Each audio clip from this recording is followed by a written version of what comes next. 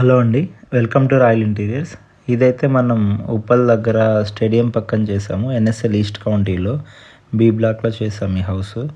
And ఇక్కడ చూసినట్లయితే మొత్తం మనం హౌస్ అంతటికి పాలీగ్రానైట్ షీట్స్ అనేది వేసామండి. అండ్ టోటల్ హౌస్కి పీవీసీ ఫాల్ సీలింగ్ కూడా చేసామన్నమాట. టీవీ యూనిట్లో రెగ్యులర్గా స్క్వేర్గా కాకుండా కొంచెం కార్నర్లో అయితే కర్వ్ లాగా ఇచ్చాము. అండ్ ఎంటైర్ హౌస్ చూడొచ్చు, ఎక్కడ కూడా పెయింటింగ్ అనేది కనిపించదండి మనకు. మొత్తం పాలీగ్రానైట్ షీట్స్తో కవర్ చేసాము. అండ్ ఈ హౌస్లో ఎక్కడ కూడా సిమెంట్ షెల్ఫ్స్ అనేది లేదండి. ఎంటైర్ అంటే ఈచ్ అండ్ ఎవ్రీ చిన్న బ్లాక్ నుంచి మొత్తం ఫుల్ కబోర్డ్ మొత్తం అంతా కూడా మనం యూపీవీసీ మెటీరియల్తోనే మేకవర్ ఇచ్చామన్నమాట. ఎక్కడ కూడా ఒక్క సిమెంట్ షెల్ఫ్ కూడా లేదు. చాలామందికి యూపీవీసీలో పీవీసీలో స్క్రూస్ ఊడిపోతాయనే డౌట్స్ అయితే ఉన్నాయండి. ఎస్, కరెక్టే. కాకపోతే మనం వాడే క్వాలిటీని, మనం చేసే విధానాన్ని బట్టి అవి ఊడిపోతాయా ఉంటాయా అనేది అయితే ఉంటుంది. సో సార్ అయితే మనకు ఇది ఫస్ట్ హౌస్ కాదు. సార్ వాళ్ళ బాబు కూడా బెంగళూరులో చేయించుకున్నారు.